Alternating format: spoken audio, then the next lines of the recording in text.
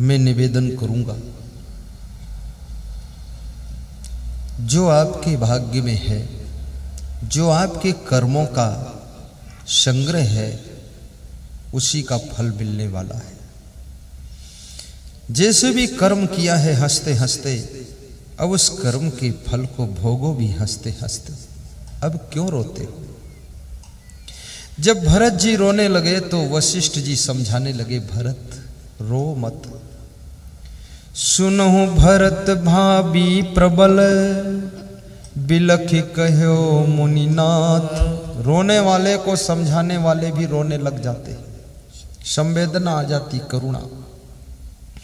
गुरु वशिष्ठ भी रोने लग गए, बिलखने लग गए कि भरत रो रहे हैं, शत्रुघ्न रो रहे हैं, पूरी अयोध्या रो रही है। महाराजा दशरथ की लाश पड़ी हुई है, राम सीता लक्ष्मण वन चले गए। ये क्या हो गया? राजा दशरथ सिर पीट पीट कर मर गए और राजा दशरथ आखिरी में ये बोल कर मरे कि कौने अवसर का भयो, गयो नारी विश्वास। योग सिद्धि फल समय जिमी, यति अविद्याना। जैसे कोई साधु ने जिंदगी भर साधना किया हो, तपस्या किया हो और तपस्या का फल मिलने वाला हो बिल्कुल निकट, उस समय उसकी बुद्धि भ्रष्ट हो जाए और फिर शादी करके बैठ जाए या किसी स्त्री के साथ चला जाए या कहीं लालच लोलच में फंस जाए या कुछ मार काट कर दे, तो जैसे जिंदगी भर की साधना का फल मिलने के टाइम उसकी बुद्धि बिगड़ गई, ऐसे मेरी जिंदगी भर संघर्ष किया हूं। बुढ़ापे में राम राज गद्दी पर बैठते मैं सुख से रहता, लेकिन मेरा भी सब बिगड़ गया। कौने अवसर का भयो, गयो नारी विश्वास। योग सिद्धि फल समय जिमी, यति अविद्यानाश। अज्ञान ने किसी सन्यासी यति के दिमाग को डिस्टर्ब कर दिया। ऐसे सुनो भरत भावी प्रबल, बिलखि कहो मुनिनाथ।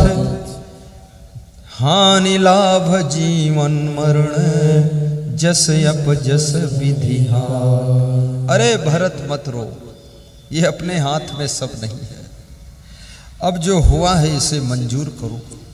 तुम्हें रोते हुए देख करके मेरे भी रोना आता है।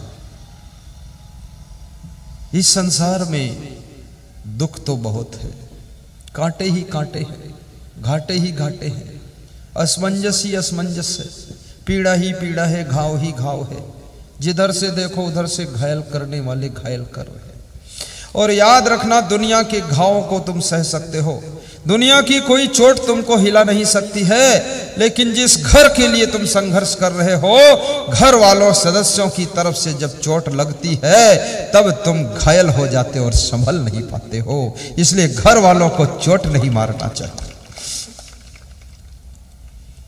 आपकी वाइफ ने 50 लोगों का भोजन अकेले बनाया हो, वो थक नहीं सकती है।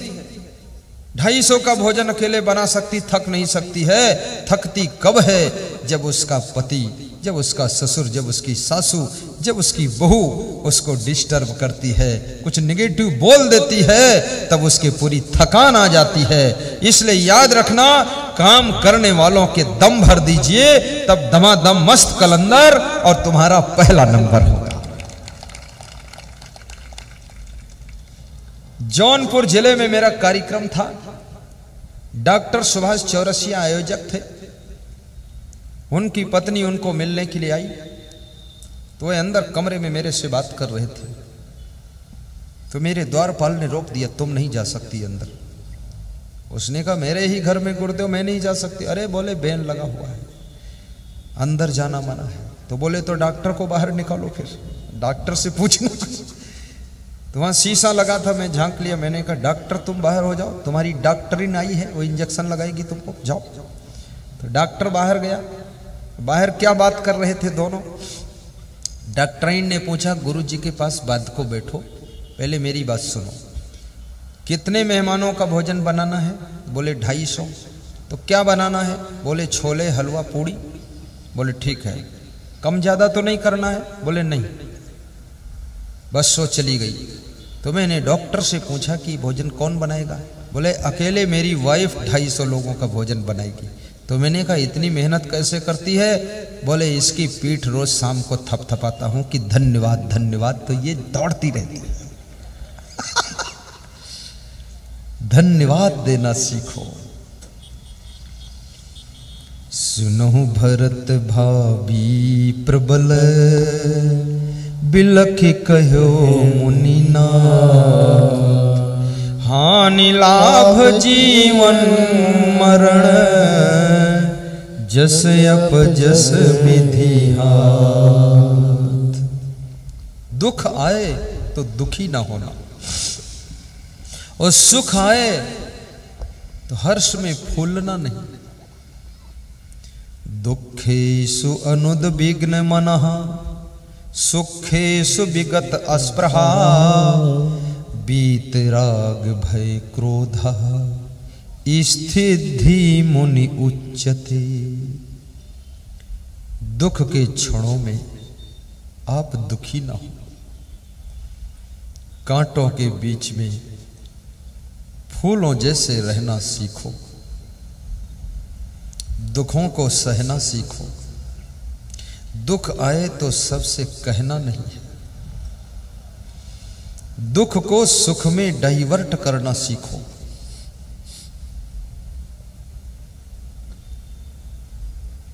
हर चीज में लाभ ही लाभ देखो। कभी पैदल चलना पड़े तो ऐसा सोचना कि पैदल चलने से व्यायाम होता है, शरीर स्वस्थ रहता है, मन प्रसन्न रहेगा। कभी गाड़ी में चलने का मौका मिले तो सोचना समय की बचत होती, इसमें भी फायदा है। कभी एरोप्लेन में उड़ने का मौका मिल जाए तो सोचना कि डबल कार्यक्रम एडजस्ट कर लूंगा, इसमें भी फायदा है। और कभी गाड़ी रास्ते में बिगड़ जाए तो ऐसा सोचना कि आज सब झंझट से छुट्टी मिली, गाड़ी बनवाएंगे, रेस्ट मिलेगा, अच्छा है बिगड़ गई।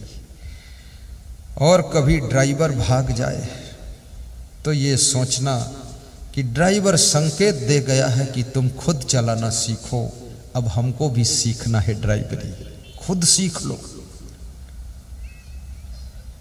कभी झाड़ू लगाने वाला कोई ना हो, खुद झाड़ू लगा दो।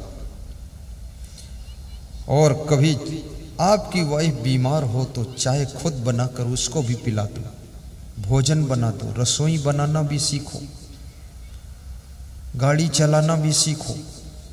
मैं बस चला लेता हूँ, बड़ी भन्नाहट, और रसोई का भी ज्ञान है, पत्रकारिता का भी ज्ञान मुझे है, इंजनों के बारे में भी नॉलेज है, और आर्किटेक्ट का भी ज्ञान है, बिल्डिंग निर्माण का वो भी ज्ञान है, और कमांड कंट्रोल डिसिप्लिन करने का भी ज्ञान है, कैसे कमांड किया जाता है, और राजनीति का भी ज्ञान है, उसको भी कर लेता हूँ।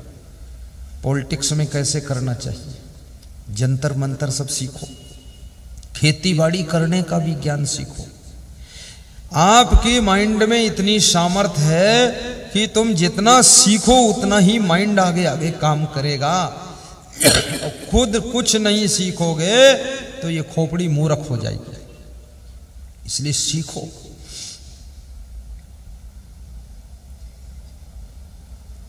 और जितना इस दिमाग से काम लोगे ये बुद्धि कुशाग्र होती चली जाएगी। भोजन में अच्छे अच्छे आइटम भी बनाना सीखो।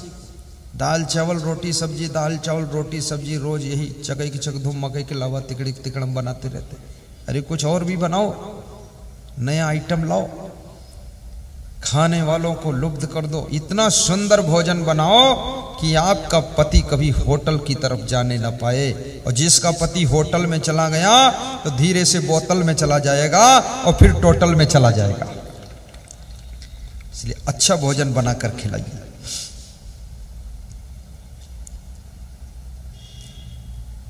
शंतापाद भ्रश्यते रूपम, शंतापाद भ्रश्यते बलम। टेंशन करने से मनुष्य का शरीर बलहीन हो जाता है, कमजोर हो जाता है। शंतापाद व्याधि में क्षति है, और टेंशन करने से शरीर में नाना रोग आते हैं। ये लकवा अटैक, ये बीपी हाई होना, ये सब चिंता के ही परिणाम है। निश्चिंत रहने का अभ्यास कीजिए। ये सोच लीजिए कि खाली हाथ जन्म हुआ था, आज हाथ भी भरे हैं, घर भी भरा है, जेब भी भरी है, गाड़ी भी भरा है, सामान भी भरा है, रुपया भी भरा है, तो चिंता क्यों हो रही? चिंता इसलिए हो रही है कि जो भरा है उसको थोड़ा खाली करो और गरीबों में दान भी दे दिया करो, तो चिंता कम हो जाएगी। दान बांटो। अभी नोटबंदी हुई, लोगों का धन खराब हो गया, तो हमारा एक संत कह रहा था नोटबंदी हुई है, अब लगता है कुछ लोग दान ज्यादा देंगे तो अपना आश्रम बन जाएगा। अरे मैंने कहा ये कंजूस लोग नहीं दे पाएंगे, ये नदीम फेंकेंगे। तो कितने कंजूसों ने नदीम फेंक दिया पर दिया नहीं किसी। अब ऐसी स्थिति आ गई थी तो नोट फेंको मत, गांव में चले जाओ, गरीबों को 50-50 हजार बांट दो कि तुम अपना मकान बनाओ, सब बांट दो और कह दो कि बात को हो जाए तो 10,000 वापस कर देना, और नहीं करोगे तो भी ठीक है, बनाओ मकान। फेंकने से क्या फायदा है? उत्तर प्रदेश में बरेली में सड़क पर नोटों को काट कर फेंक गए लोग, 2-4 बोरी नोट काट के गड़ासे से काट दिया। क्या बात करते हो? वहां रिक्शा वाले बहुत है, एक गड्डी दे दो, जाने दो उनको, बात खत्म। 2.5 लाख तो बैंक में वापस हो ही जाएगा, तो रिक्शा वाला अपना ऑटो रिक्शा खरीद लेगा, गरीबी दूर। ये कंजूसी को भी दूर करो, उदार बनो, खाओ और खाने दो, जियो और जीने दो, सो और सोने दो, दूसरों की फिक्र रखो। जो दूसरों की चिंता करता है उसकी खुद की चिंता अपने आप दूर हो जाती है, कुदरत चिंता उसकी करती है। जो दूसरों की बिस्तर का इंतजाम करता है उसको बिना बिस्तर के भी विश्राम मिल जाता है। जो दूसरों की रोटी छीनता है उसकी भूख ये कुदरत छीन लेती है, और जो दूसरों को सुख देता है उसकी जिंदगी सुख का सागर बन जाती है, सुख का सागर बन जाती है।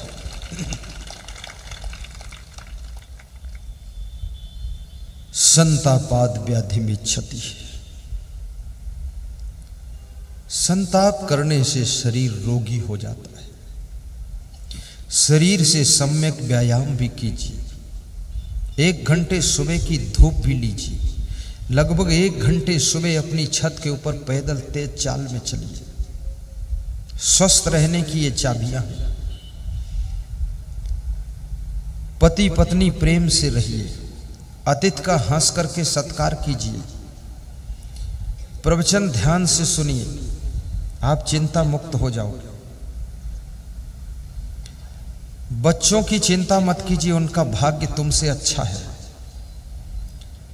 आज तुम्हें क्या पता कि तुम्हारे बेटे के भाग्य में क्या है? तुम क्यों चिंता करते हो? किसी की किस्मत की किताब तुमने पढ़ी नहीं और किसी का भाग्य तुमने देखा नहीं। अभी हमारे बीच में बैठे हैं यहाँ तरसी भाई, नरसी भाई खड़े हो। ये ईंट भट्ठा लगाते थे, ईंट बनाते थे और गांव में रहते थे, कुछ काम करते रहते थे खेत वेत का।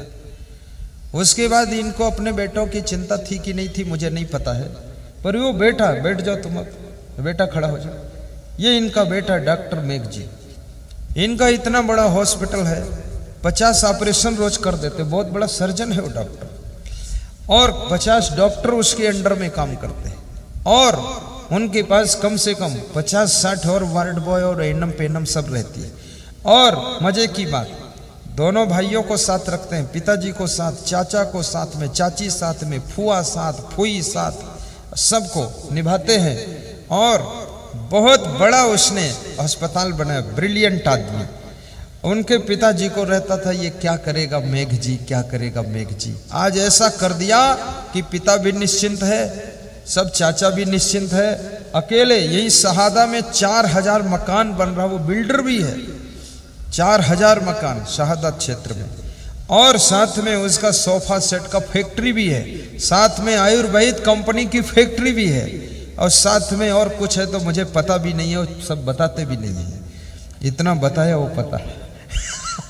और फिर भी वो समय निकालकर उत्तर प्रदेश दर्शन करने गए थे लखनऊ के सत्संग में, और समय निकालकर यहाँ दर्शन करने आए, और कोटा आश्रम भी मेरे जा चुके हैं, और इतना सब संभालते हैं। वो जब बच्चे थे माता पिता सोचते थे ये क्या करेगा, भूखों मरेगा, क्या होगा। आज वो ऐसा हुआ है, उसके अंडर में करीब करीब 10,000 परिवार पल रहे हैं। इतनी बड़ी वो हस्ती बैठा है और बालक की तरह मुस्कुराता है। जोर से ताली बजाओ।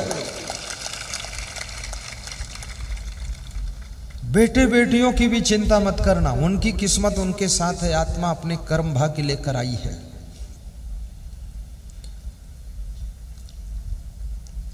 चिंता छोड़ो, सुख से जियो। शंतापाद भ्रश्यते ज्ञानम, टेंशन करने से ज्ञान भी भूल जाता है, ज्ञान नष्ट हो जाता है। आपका मन चिंता मुक्त हो, ऐसा व्यास गादी आशीर्वाद दे रही है। आपका घर मंगल भवन बने, अमंगल ना हो उसमें।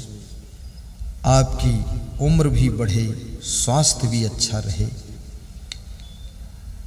आपका जीवन धर्म के लिए, परमार्थ के लिए खर्च हो। आपके घर की महिलाएं घर की महिमा को बढ़ा सकें। आपकी बेटियां मायका और ससुराल में उजाला कर सकें। अपनी योग्यताओं को विकसित करो, क्षमताओं का सही प्रयोग करो, ममता को कम करो, समता को बढ़ाओ। मोह में डूबे मत रहो, थोड़ा समय निकाल कर सत्संग में चले जाओ। घर में भी सत्संग सुनो,